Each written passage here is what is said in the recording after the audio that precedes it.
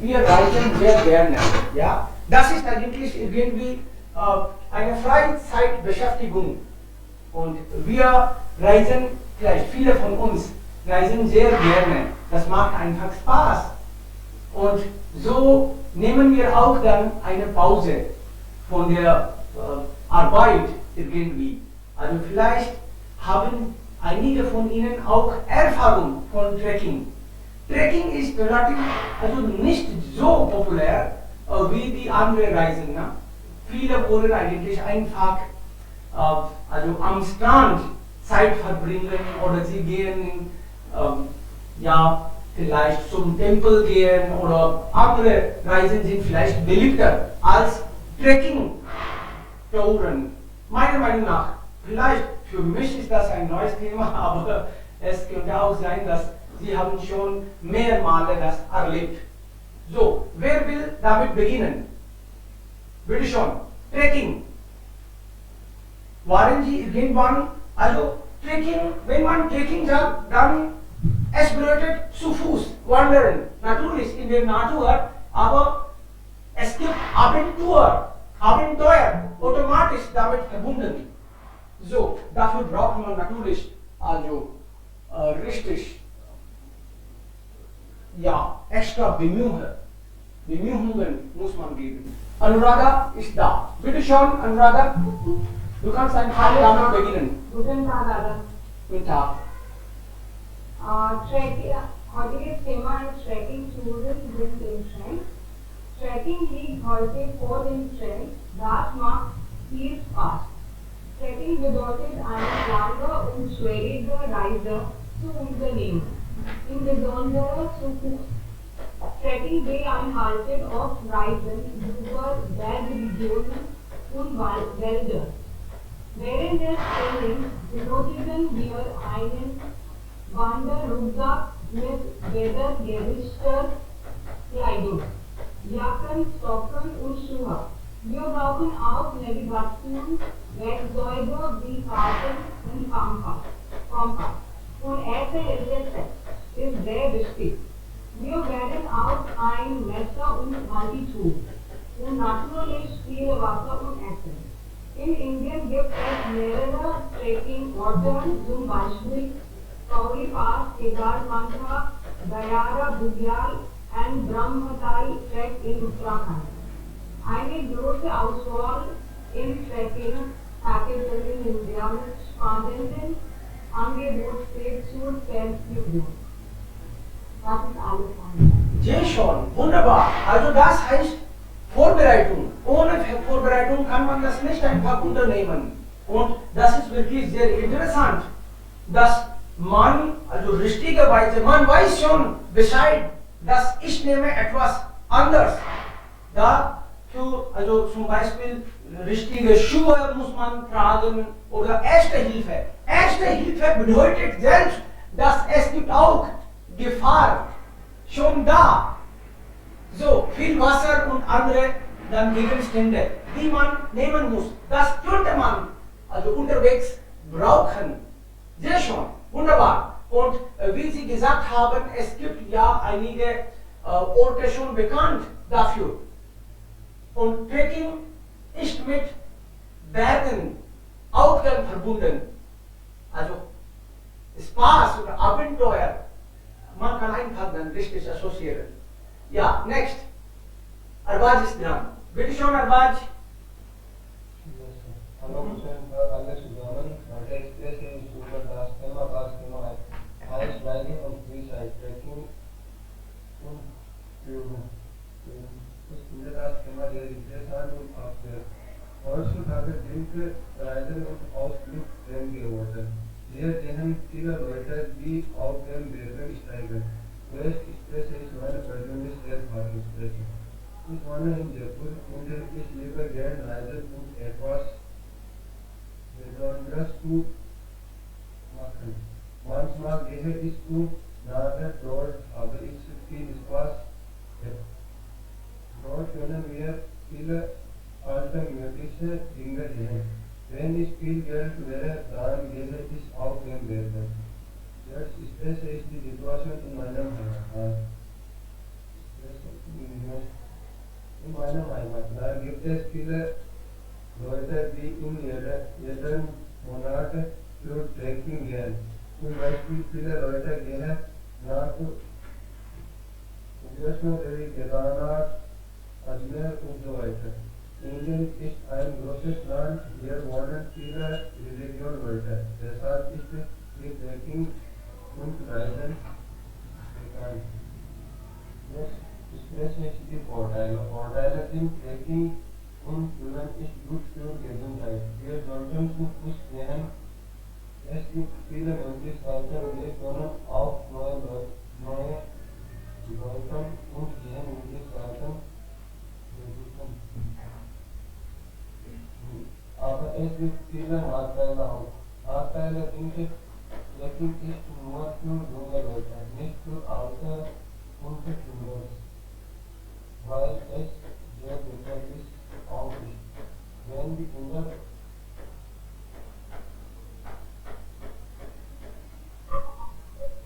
die alle selbst zu Fuß gehen, und das ist nicht gut für die Kinder.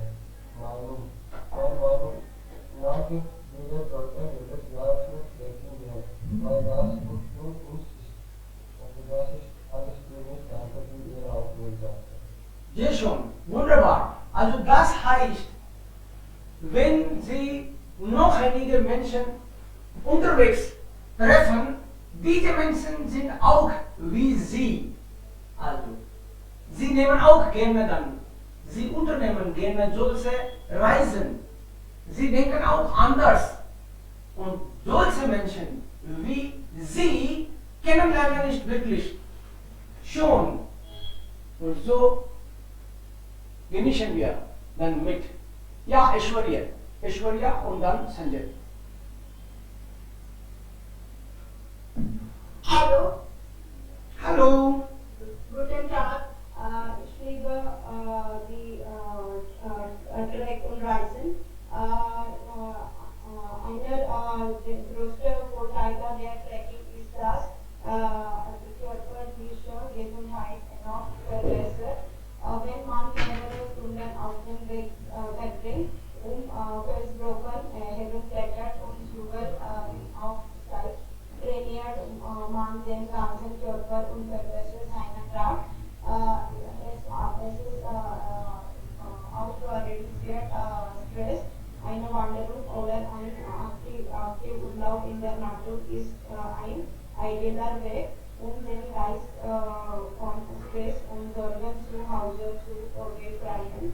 Beim Trekken muss man sich auf seine Tätigkeit konzentrieren und die einzige Ablenkung sind majestische Ausblicke und dramatische Landschaften und auch verbessert die Herz-Kreislauf-Kraft. Soziale Vorteile beim Trekking mit anderen Menschen können lebenslange Freundschaften entstehen. Während des Trekking können Sie Zeit mit den Mitgliedern der Gruppe verbringen und auch die Kultur Verständnis. Das ist alles bei mir. Danke. Sehr schön. Ja, toll. Also Freunde, wenn wir Trekking mit anderen reisen oder einfach gesagt, wenn wir Trekking sagen, dann man denkt, Trekking ist dann also ein Spaziergang. Ja, vielleicht. Das ist ein Spaziergang. Aber das ist normalerweise also ein langer Spaziergang. Einige Kilometer, das könnte auch sein, oder mehrere Kilometer. Aber mit Trekking ist immer, Trekking klingt eigentlich ein bisschen schwieriger als normaler Spaziergang. Trekking ist dann mit ein bisschen Gefahren oder Abenteuer verbunden. Wenn jemand sagt, dass ich liebe Trekking, das bedeutet, es gibt dann schwierige Wege vielleicht. Vielleicht geht man also irgendwo in den Bergen oder in Bergen gibt es dann diesen Spaziergang. Wenn man Trekking sagt, das bedeutet automatisch auch, es gibt andere Menschen. Also Trekking ist normalerweise in Gruppen.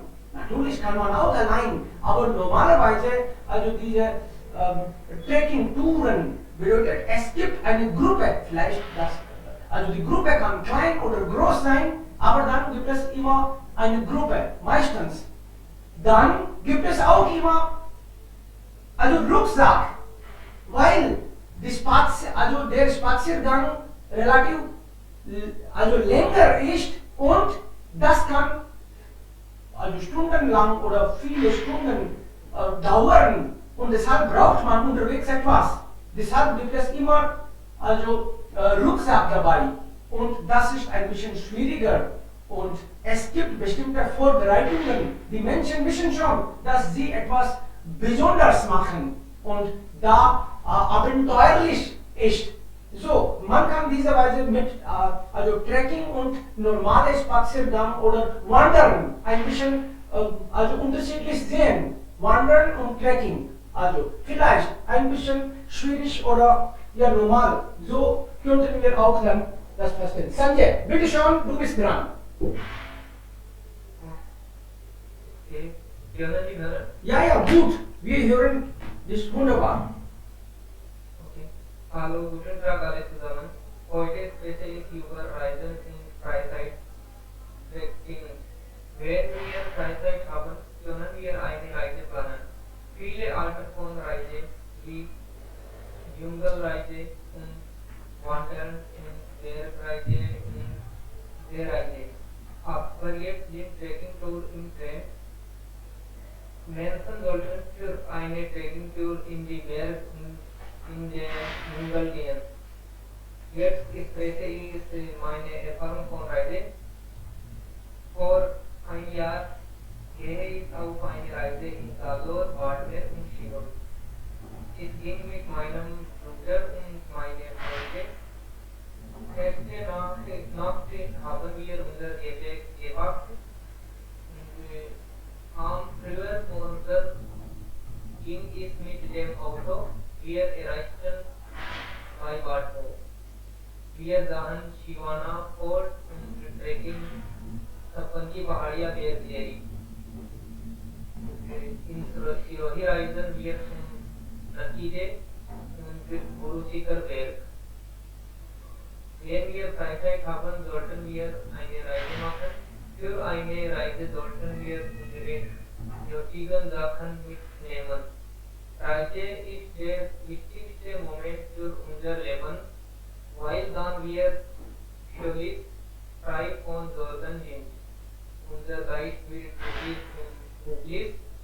Wenn wir eine Trekking-Tour machen, sollten wir leichte Gepäck mitnehmen. Wir sollten Medizin nehmen und wann wir sicher sind, dann nehmen wir auch eine Guide. Danke für Ihre Aufmerksamkeit. Sehr schön.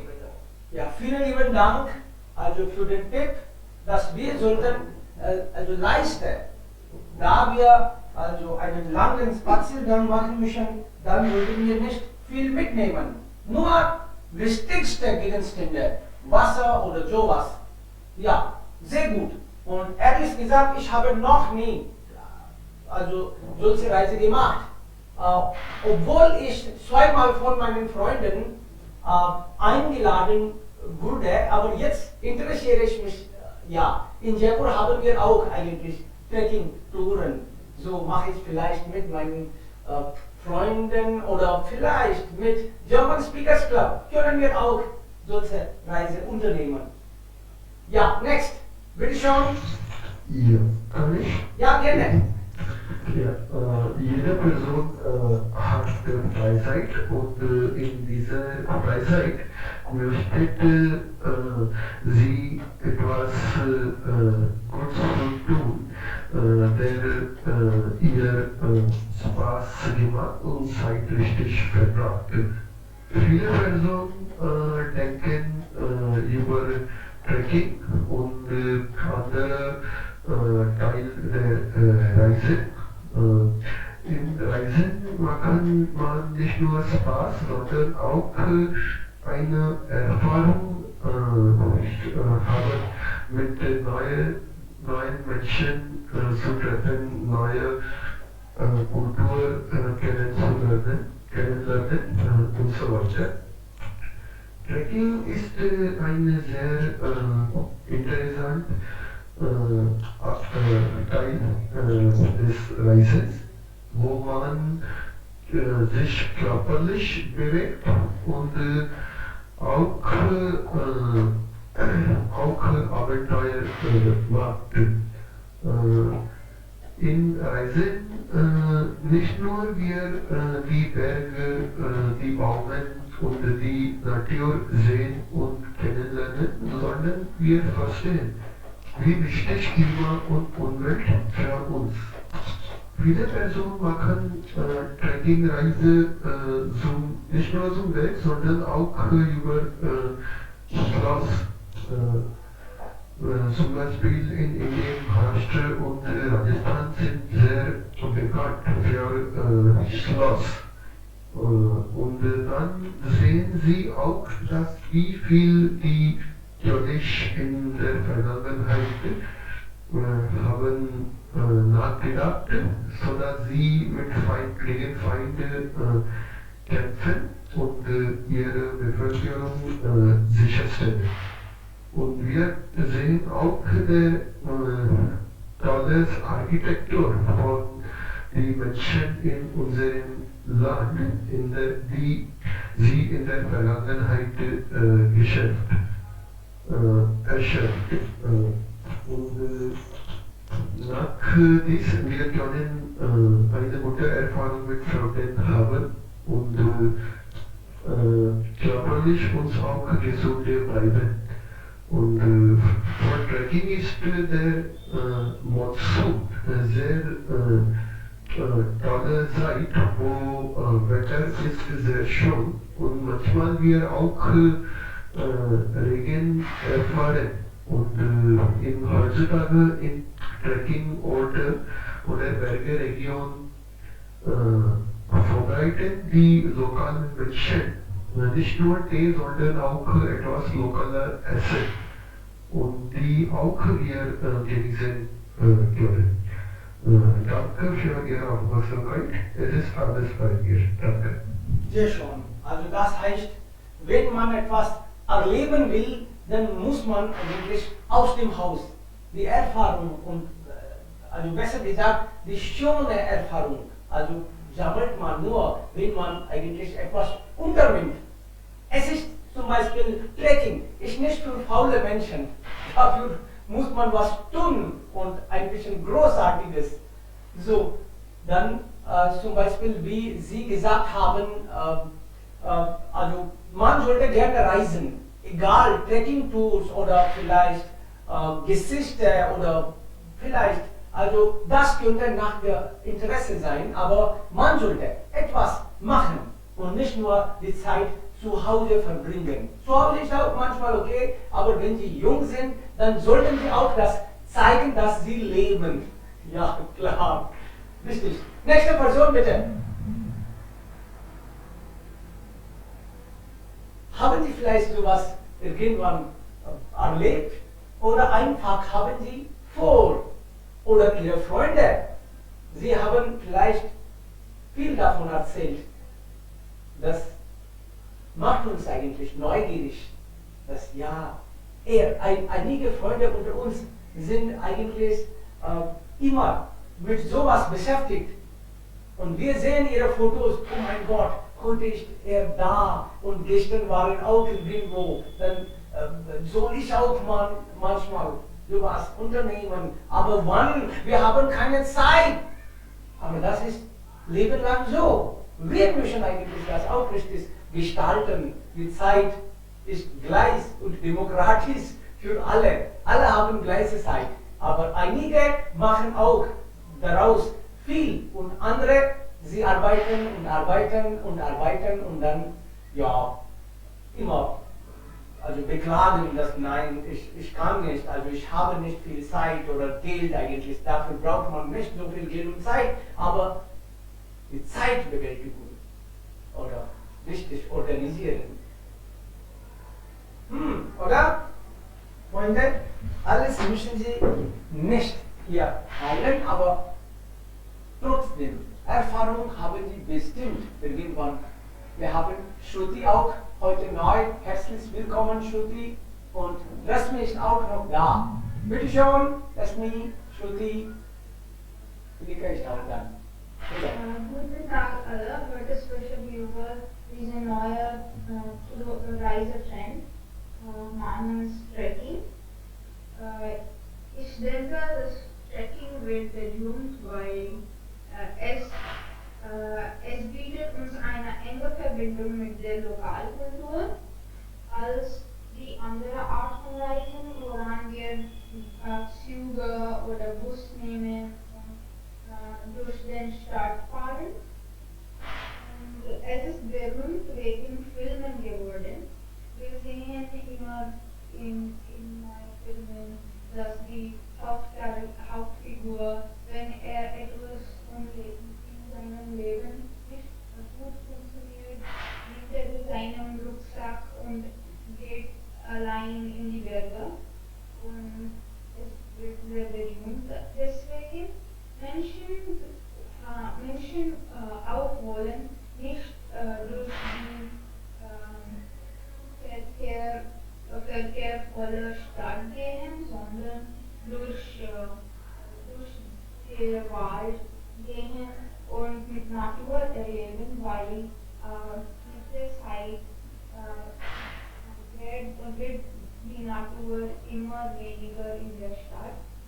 Und eine Trek durch Natur ist sehr wichtig für sensorische Erwachung.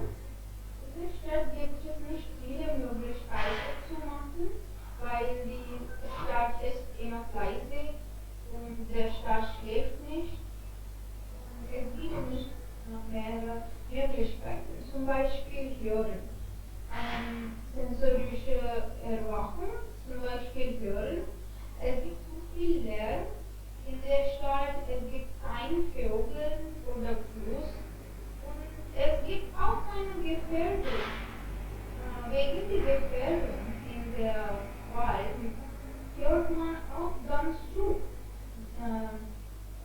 damit er sich schützen kann. In der Stadt gibt es begrenzte Zimmer und es gibt immer mehr viele Gebäude, damit man nicht weit sehen kann.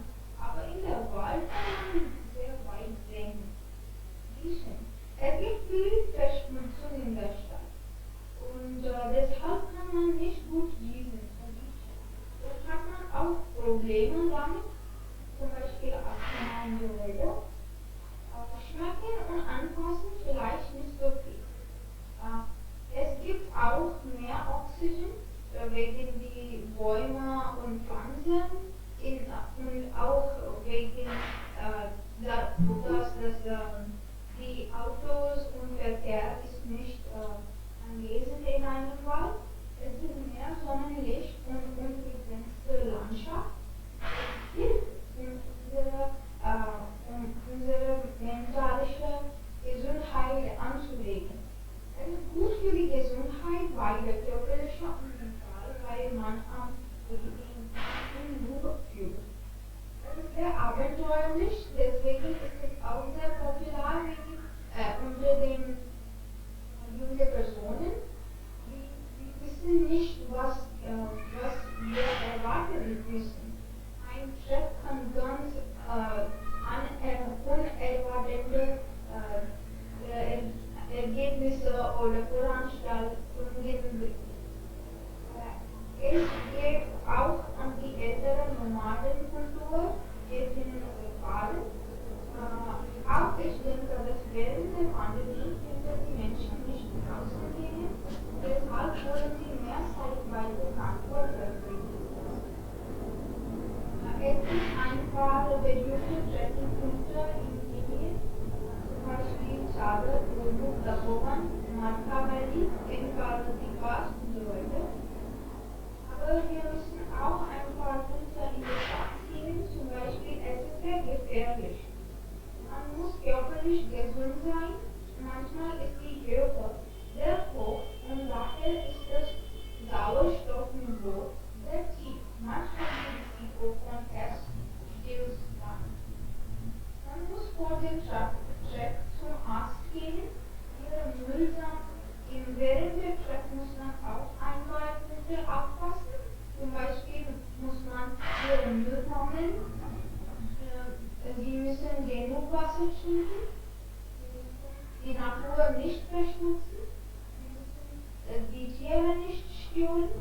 wir müssen unnotwendige Risiko nicht nehmen. Wir müssen bleiben, wir müssen bei der Gruppe bleiben. Und wir folgen Sie den Reiseleiter.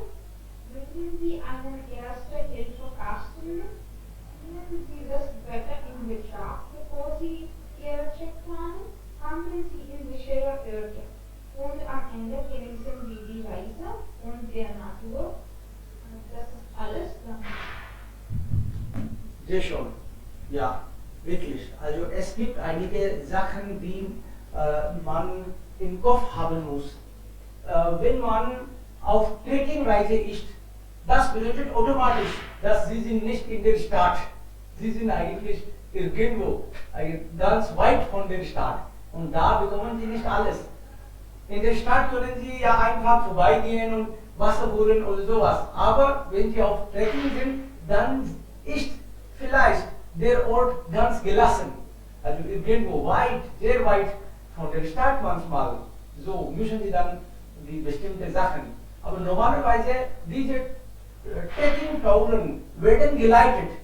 Vielleicht eine Firma leitet oder, also das heißt, es gibt schon erfahrene Menschen, die helfen können. Aber wenn Sie allein unternehmen, dann sollten Sie auch Erfahrung haben. Ansonsten vielleicht Pech, haben Sie Pech, wird das problematisch. So, es ist immer empfehlenswert, dass Sie erfahrene Personen dabei haben oder Sie erfahren sind. Und manchmal, Sie sollten auch eigentlich Notfall, bereit für Notfall sein. Vielleicht müssen Sie dann jemanden kontaktieren. Also dafür auch etwas sollte man irgendwie vorbereitet sein. Wir werden ja hilflos, ratlos, wenn wir nur allein Trekking machen. Okay, next, wer ist noch dran? So, diese Orte sind eigentlich ganz weit. Und dann, was kann man alles vorstellen, wenn man alleine ist, also kilometerlang gibt es keine anderen Menschen. Obwohl heutzutage die bekannten Trekking, also Strecken sind auch voll. Aber Trekking bedeutet, man versucht eigentlich etwas Neues unternehmen, das also ganz anders von dem Alltag ist.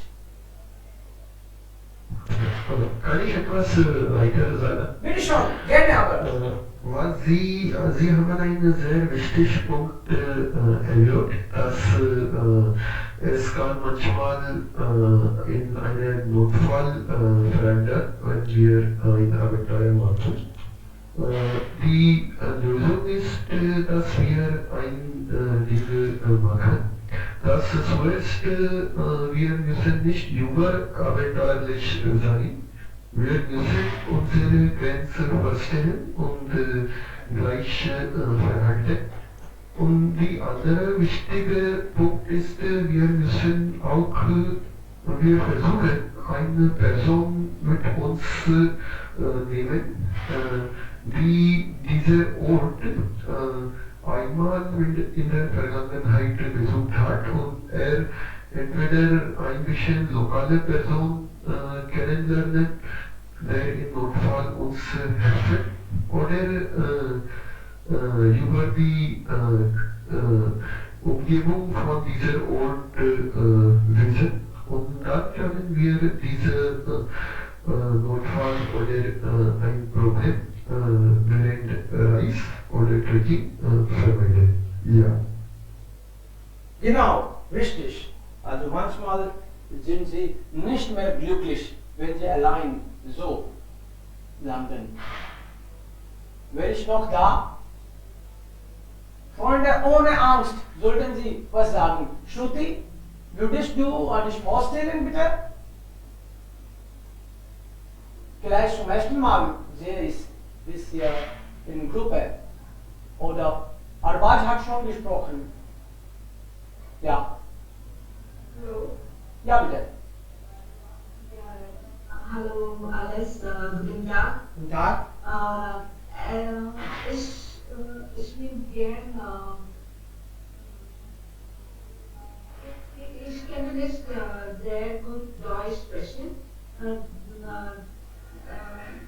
Bitte stellen Sie sich vor, kein Problem. Wir alle versuchen hier, wir alle versammeln. Ja, ich will sicher try. Ja, gut. Aber ja, ich liebe gerne Reise machen.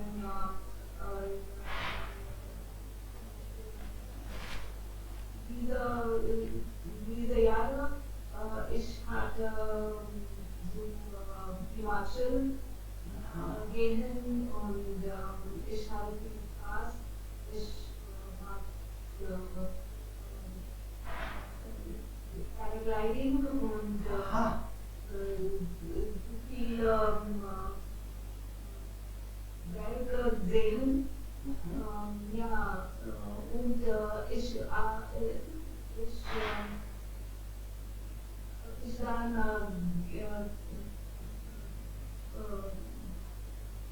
ja, das ist alles. Wie war das? War das sehr gut? Fantastisch? Okay. Also war das wunderbar, fantastisch oder enttäuscht? Also genossen oder nicht genossen? Was your experience? Good? Danke. Okay, kein Problem. Also wo wohnst du dann, Shruti? Ich wohne in Bangalore. Bengaluru, okay, klar, jetzt schon.